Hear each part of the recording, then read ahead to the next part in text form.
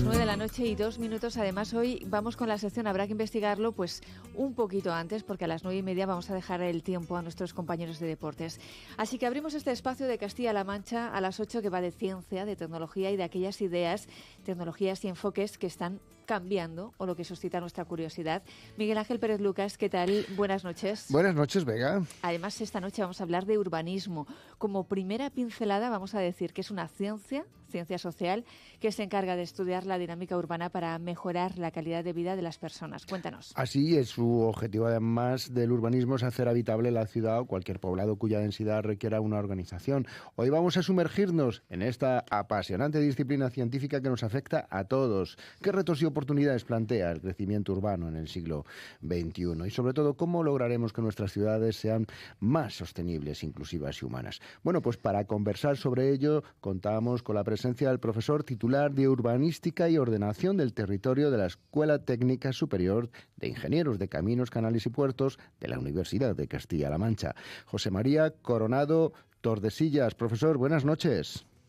Buenas noches, ¿cómo estamos? ¿Qué tal? Buenas noches. Encantados de que estés aquí en Radio Castilla-La Mancha y sobre todo, lo primero, ¿cuál es el papel de un urbanista hoy en la sociedad? Bueno, pues como comentabais, el urbanismo surgió con esta idea de cómo hacer las ciudades, sobre todo cómo hacer las ciudades nuevas, pero bueno, hoy en día estamos más centrados en cómo gestionamos y cómo mejoramos la ciudad que ya tenemos. Las ciudades nunca se han terminado de hacer y hay que trabajar sobre la ciudad que existe, aunque también es importante hacerlas crecer. Bueno, el urbanismo que busca mejorar esa calidad de vida de los habitantes, ¿de qué ciencias se nutre el urbanismo para conseguir sus objetivos? Bueno, pues el urbanismo es una ciencia de estatuto incierto. Nos ha costado tiempo saber qué es el urbanismo. De hecho, todavía lo seguimos discutiendo, ¿no? Porque digamos que viene de diversas tradiciones. Viene la tradición de los arquitectos que diseñan el espacio público, más compositivo, más relacionado con la forma, con la belleza también, si queremos decir. Por otro lado está un urbanismo más de ingenieros, más de artefacto que funciona y hay que hacer funcionar, de transporte, de movilidad, de saneamiento. Y luego está todo el urbanismo también de los sociólogos, ¿no? El hecho urbano, la ciudad como lugar donde no es un elemento físico construido, sino también es un lugar en el que desarrollamos nuestras actividades. Pero además en el urbanismo participan los geógrafos, por supuesto, porque tienen que analizar el territorio y la relación de la ciudad con el territorio que nos rodea. Por supuesto, el derecho urbanístico es clave porque el urbanismo regula derechos y obligaciones de los ciudadanos y todas las que están relacionadas con la ciudad pues están gestionadas por el derecho urbanístico. También participan los economistas, la economía urbana, la ciudad es un gran negocio también. La ciencia regional estudia cómo los flujos económicos se mueven por el espacio. O sea, que es un tema muy complejo, incluso la política, ¿no? Las ciencias políticas también trabajan en el tema de las ciudades porque tenemos que organizar las ciudades, hacerlas funcionar, repartir competencias entre distintos niveles de la administración. Bueno, pues estamos por todas partes. Sí. Bueno, y además a menudo damos por sentadas, ¿no?, las ciudades en las que vivimos, pero ¿qué elementos, ¿no?, clave hacen que un espacio urbano sea realmente habitable? Bueno, pues los problemas han ido cambiando. Al principio era importante, digamos que el urbanismo moderno, por así decirlo, se empieza a consolidar a partir del siglo XVIII con problemas sobre todo vinculados a la higiene y al saneamiento y a la mejora de las condiciones de vida en ese sentido, ¿no? Las epidemias eran muy crueles en las ciudades y eso fue un poco donde primero se centraron en trabajar. Luego, poco a poco, las ciudades han ido creciendo, hemos ido haciendo ciudades cada vez mejores, yo creo, cada vez son más habitables, aunque sí que es cierto que muchas ciudades son todavía muy hostiles. Muchas veces cuando nos vamos a un pueblo pequeño descubrimos el silencio, ¿no? Que en las ciudades es casi... y no se oye, ¿no? No se oyen los pájaros, o cuesta oír los pájaros. Yo siempre digo que en las ciudades nos ha pasado un poco como lo de la rana esta, que si la vas ir viendo poco a poco se va acostumbrando. Pues eso nos ha pasado con el ruido, ¿no? Nos hemos acostumbrado al ruido, al asfalto, al hormigón, a una ciudad que es bastante hostil, pero no nos lo parece. Muchas veces no somos muy conscientes de ello, ¿no? Has dicho, profesor, que los problemas han ido cambiando. ¿Y cuáles son, a tu juicio, ahora los principales retos a los que se enfrentan las ciudades de este siglo XXI? Ahora, quizás, bueno, los retos son diversos, pero uno muy importante es la sostenibilidad. La sostenibilidad en las tres patas de sostenibilidad ambiental, social y económica. Obviamente ambiental porque las ciudades son una gran máquina, ¿no? Hablamos del metabolismo urbano, ¿no? Una máquina que consume recursos, pues gastamos energía, consumimos agua, y emite residuos, contamina, emite residuos sólidos, aguas sucias, ¿no? Todo lo que tiene que ver con el metabolismo es clave y tenemos que conseguir ciudades que sean menos demandantes de recursos y a la vez generen menos residuos, que utilicen y reutilicen mejor todos los residuos y los recursos que utilizan, ¿no? Que sean más sostenibles, que gasten menos agua, que gasten menos energía, en resumen, que sean más eficientes, ¿no? Eso por lo que se refiere a la sostenibilidad ambiental. Luego está el tema social. Tenemos que conseguir que la ciudad sea cada vez mejor para la calidad de vida de todos los ciudadanos, con toda su diversidad. Y en este sentido también, por supuesto, es clave, y el urbanismo siempre ha sido el tema de la vivienda, ¿no? Las ciudades al final tenemos que tener un lugar donde vivir. Y finalmente la sostenibilidad económica, porque la ciudad también ha de ser eficiente en lo económico, ¿no? La congestión, por ejemplo, tiene costes para las empresas, para las personas, perdemos mucho tiempo en los atascos, los costes de mantenimiento, de limpieza, etcétera, ¿no? Entonces la ciudad también tiene que ser sostenible en lo económico. Bueno, pues vamos a ir concretando. El INE estima que de mantenerse en la tendencia demográfica actual, el porcentaje de población de 65 años o más va a llegar a suponer el 30% de la población en el año 2030. Es decir, personas con problemas de movilidad cognitivos. ¿Estamos diseñando nuestros barrios y ciudades para un país envejecido? Sí, yo creo que sí. Hemos avanzado muchísimo en temas de accesibilidad. Yo recuerdo cuando era chico, hace 40 años o un poquito más, que se empezaron a hacer los primeros rebajes de los pasos de cebra, ¿no? Desde ahí hasta hoy, pues tenemos una normativa en términos de accesibilidad bastante avanzada. Instituciones como la Fundación 11 colaboran con los técnicos para mejorar los diseños, para hacer diseños que permitan moverse a las personas con problemas de visión o con problemas de movilidad. Pero claro, las ciudades estaban hechas de antes, quedan muchas cosas todavía que adaptar y no es fácil porque es costoso, pero sí que yo creo que en este sentido se ha avanzado mucho. También depende mucho de unas ciudades a otras. Por ejemplo, hoy en día, pues los bancos se piensan que tienen que tener respaldo, tienen que tener algo tan tonto como un reposabrazos que facilita levantarse a las personas mayores. Pues eso ya está en la normativa. Pero como decía antes, también depende de ciudades. Las ciudades grandes en general son más hostiles para las personas mayores, hay menos bancos, menos sitios para sentarse. En las zonas peatonales sí que se trabaja más en estos sentidos. Yo creo que se ha avanzado mucho, pero bueno, todavía queda por hacer, ¿no? Hablamos de mayores, pero ¿puede ser, o es una intuición mía, que no haya ya tantos niños jugando en la calle? Sí, no, absolutamente. Eso no es una intuición, eso es un elemento que está medido incluso. De hecho, hay urbanistas que se dedican a trabajar para los niños, ¿no? Hay una publicación, un libro muy famoso que es La ciudad de los niños. Yo creo que haya habido un cambio claro debido a muchos factores. Por un lado, el tráfico, ¿no? El tráfico ha transformado las calles. Nuestros padres, nuestros abuelos jugaban en las calles porque pasaba un coche cada rato cuando pasaba un coche, ¿no? Yeah. Y hoy en día es mucho más complicado.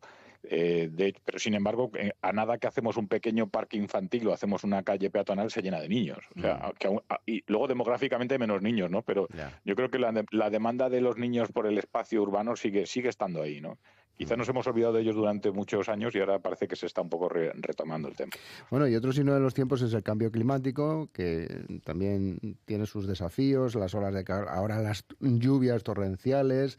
Hay el catastro del Sistema Nacional de Cartografía de Zonas Inundables en España, dice que hay más de 1 millón de viviendas en riesgo de riadas o subidas del mar. ¿Cómo es posible esto? ¿Qué pueden hacer los urbanistas? Pues es un tema muy complejo. A ver, esto nos ha pasado porque tenemos un régimen de lluvias en España que es muy irregular. No está lloviendo siempre, entonces pasamos periodos de mucha sequía. Los ríos, los arroyos muchas veces llegan incluso a desaparecer.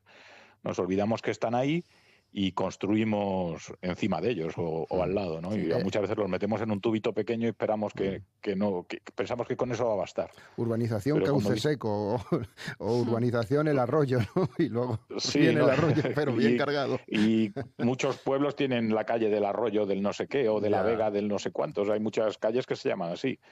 Y efectivamente, durante muchos años no pasa nada, pero como dicen los hidrólogos, al final el río saca las escrituras, ¿no? Recupera lo que es suyo. y claro, se producen estas situaciones. Con la inundabilidad, en todo caso, es compleja porque tiene que ver también con el riesgo. Hay veces el agua puede ser más o menos peligrosa en función de la velocidad, como se ha visto ahora en Valencia, ¿no? Que el agua no solo es que subiera, es que encima iba con mucha energía, ¿no? Y bueno, es difícil porque, claro, lo que ya está construido, pues hay que irlo adaptando.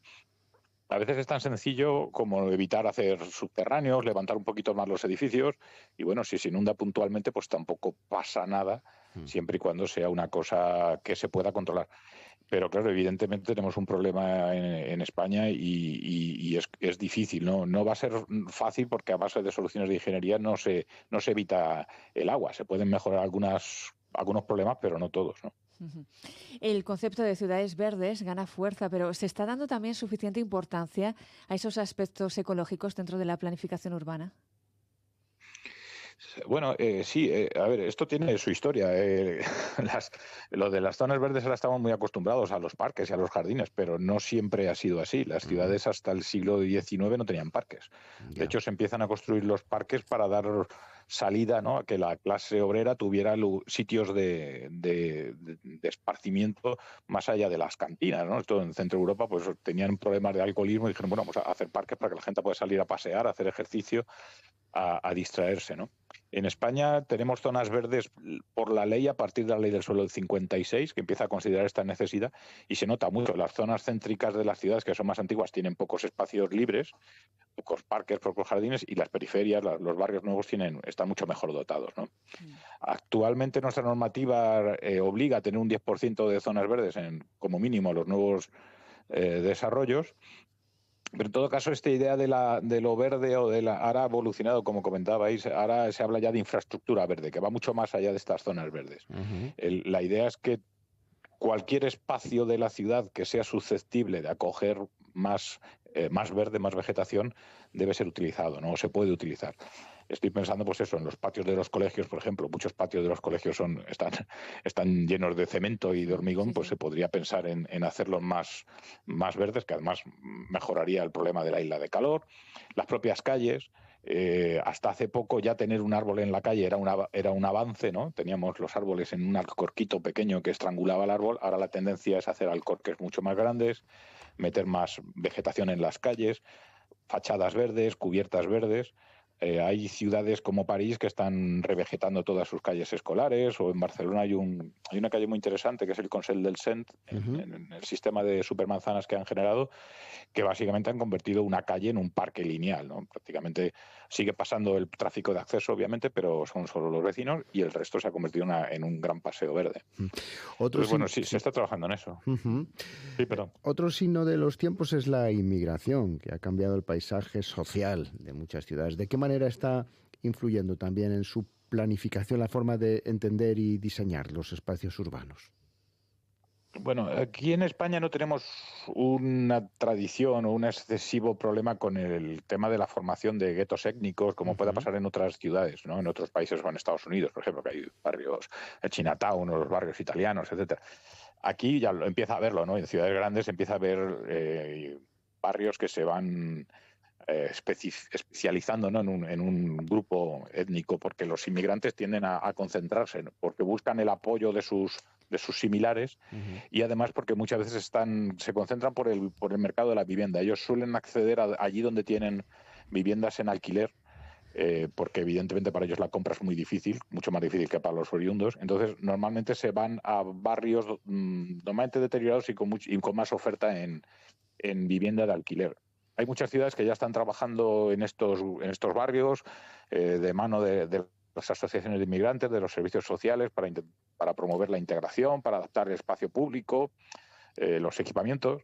No sé, se me ocurre un ejemplo. Aquí en Ciudad Real, por ejemplo, un antiguo campo de fútbol de un parque que no se usaba apenas se ha reconvertido en campo de béisbol, que es un deporte popular entre los inmigrantes y ahí se concentran para jugar los partidos, ¿no? Entonces sí que se ha adaptado a esa realidad.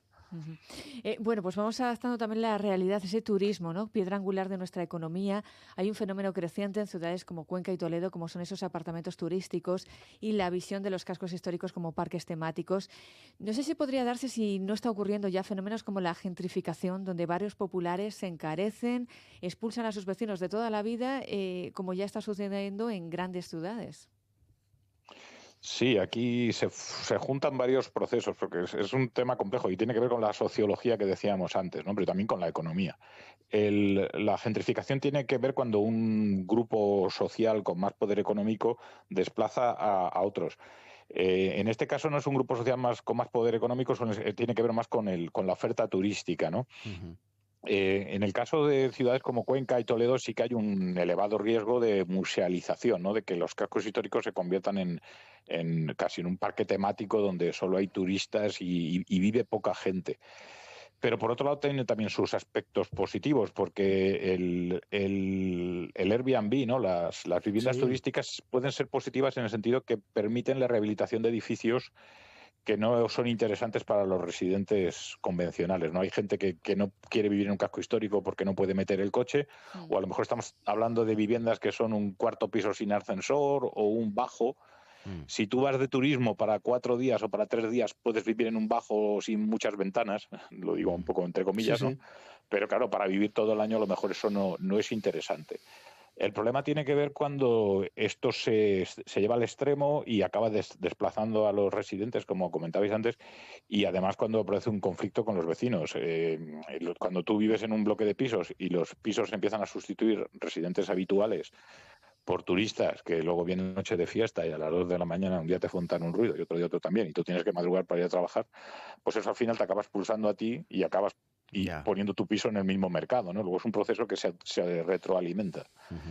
Y además tiene el peligro del tema del comercio también, ¿no? En el centro de las ciudades muy turísticas, como en Barcelona, etcétera, se quejan de que es más fácil comprarse una camiseta de Messi que una barra de pan, ¿no? Hay muchas tiendas de souvenirs y pocas de tiendas de conveniencia, ¿no? Esos son Mm, otros los problemas del turismo. mm. Rebobinando un poco la conversación sobre que se escuchan o no se escuchan los pájaros, en los Mm. pueblos de Castilla-La Mancha se pueden escuchar los pájaros, pero también es cierto que hay una despoblación y que es un gran reto en una comunidad autónoma como la nuestra. ¿Qué papel puede jugar el urbanismo en revitalizar estos entornos rurales? Bueno, pues yo creo que mucho, porque hay mucho que hacer. Como decía antes, nuestra tradición del urbanismo está orientada sobre todo a las grandes ciudades y en general nos hemos centrado en el desarrollo del suelo. Pero si, por ejemplo, en Castilla-La Mancha sí que hemos adaptado las leyes a la realidad de los municipios más pequeños. En todo caso, la clave es que el urbanismo no sea una barrera para que sucedan cosas en estos municipios pequeños, donde las dinámicas son más débiles y el urbanismo no debe ser una barrera para que puedan suceder estas cosas. Nosotros yo dirijo un máster ahora que hemos puesto en marcha, llevamos ya 3 años junto con la Junta de Comunidades, específicamente orientado a estas problemáticas de los municipios pequeños y la verdad es que nos está mostrando una realidad que muchas veces el urbanismo no tenía en cuenta, ¿no? El urbanismo, nos hemos centrado mucho en la ciudad grande y en el municipio pequeño sí que hay un reto importante para precisamente eso, que no sea una barrera para que sucedan cosas, ¿no? Ujú. Muy al hilo con esa respuesta. Se habla mucho de esa necesidad, ¿no?, de mejorar infraestructuras para conectar el mundo rural y el urbano. ¿Qué proyectos e iniciativas considera clave en este aspecto? Bueno, eso es un tema de doble cara, de doble filo, ¿no? Porque las infraestructuras son buenas, obviamente, porque nos acercan, nos hacen más accesible el territorio, pero también tienen un efecto a veces succionador, no pueden vaciar los territorios. Lo vimos cuando estudiamos los efectos del tren de alta velocidad de las carreteras. Antes de que hubiera buenas carreteras, pues el profesor del colegio, el boticario, los médicos tenían que vivir en los pueblos y formaban una pequeña élite que era la que dinamizaba ese municipio, ¿no? Hoy en día muchos de estos profesionales viven en ciudades y viajan a diario a los municipios porque la accesibilidad por carretera ha mejorado mucho. Pero por otro lado, es fundamental tener buenas comunicaciones para que la gente que vive en el mundo rural pueda acceder a servicios en las capitales o en las cabeceras de comarca que obviamente no se pueden dar en municipios muy pequeños, ¿no? Pero Mm. tener un buen servicio asistencial, un médico o un centro de salud o un centro educativo conectado desde los municipios pequeños es fundamental. Ujú, En este sentido, por ejemplo, hay una iniciativa ahora muy interesante que se lleva unos años ya en Castilla-La Mancha, que es el transporte sensible a la demanda, ujú. en el cual se está transformando la red de transporte público de líneas fijas con autobuses que iban prácticamente vacíos a un sistema mucho más flexible en el que se demanda la movilidad que se necesita al día siguiente y hay un sistema flexible que mediante autobuses y una especie de taxis compartidos pues permite dar un servicio mucho mejor y sobre todo emplear mucho mejor los recursos de todos. Ujú. Bueno, otro concepto que hemos escuchado indagando un poco, preparando esta entrevista, que es el de ciudades inteligentes, las famosas Smart Cities, y ahora también la pujante inteligencia artificial. ¿Hasta qué punto la tecnología puede ayudar a construir ciudades más sostenibles y más eficientes? Pues desde muchos puntos, porque el poder conectar a Internet todos los elementos urbanos, pues abre una infinidad de posibilidades desde el punto de vista de la gestión. El ejemplo más evidente con el que empezó todo esto pues, tiene que ver con el tráfico, ¿no? Con regular los semáforos, aquellos semáforos que se ponían verdes cuando llegaba el autobús, para que el autobús no tuviera que parar, ¿no? De ahí hemos pasado a una digitalización y una sensorización de muchas de las redes de transporte en las ciudades. También ahora mismo las redes de abastecimiento se están digitalizando y sensorizando para poder detectar fugas, para tener controlados los consumos, para poder reducir las presiones en los momentos en los que hay menos consumo y aumentarlas cuando hay más y así evitar roturas. O sea, hay un montón de opciones tecnológicas que están transformando y van a transformar más las ciudades. Otra de las cosas que se nos viene son los contenedores de residuos inteligentes que estarán conectados y podrán incluso saber qué estamos tirando en cada momento y quién está tirando qué a la basura, ¿no? Ujú. Ya vamos terminando. No sé si nos podrías dar algunos ejemplos de ciudades que sean referentes en urbanismo, tanto en España como en el mundo.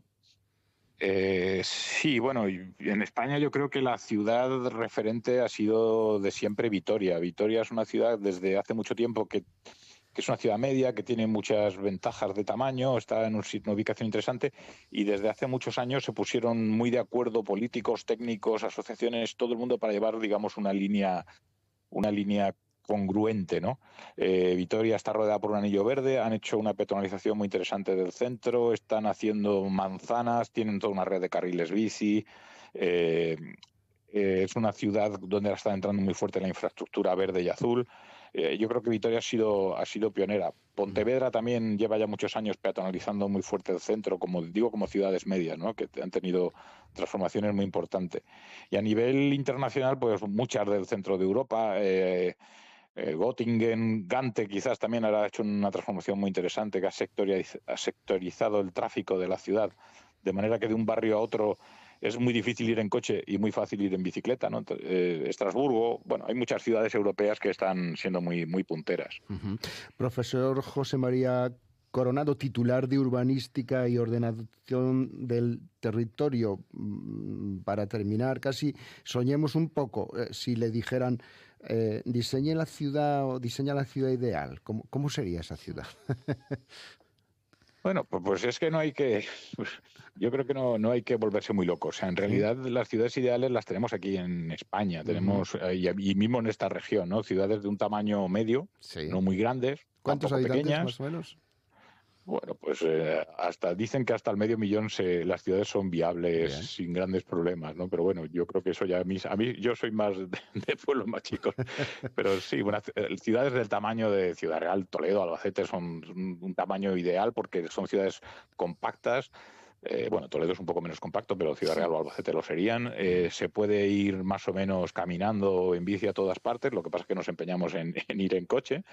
Pero son ciudades densas, con mucha mezcla de usos, que no están muy segregadas en lo social, ¿no? Las clases sociales viven más o menos juntos, con mucho comercio en la calle, que dinamiza también la vida en la calle. Yo creo que esas ciudades mediterráneas que tenemos aquí en España, comparado con otras pues en Norteamérica o en América del Sur, por ejemplo, son mucho más... Nuestras ciudades son un lujo para eso. Yo creo que podemos estar contentos por las ciudades que tenemos, aunque por supuesto queda mucho por hacer y se las puede mejorar todavía mucho. Pues con todas estas reflexiones sobre la vida en la ciudad moderna, nos vamos a despedir.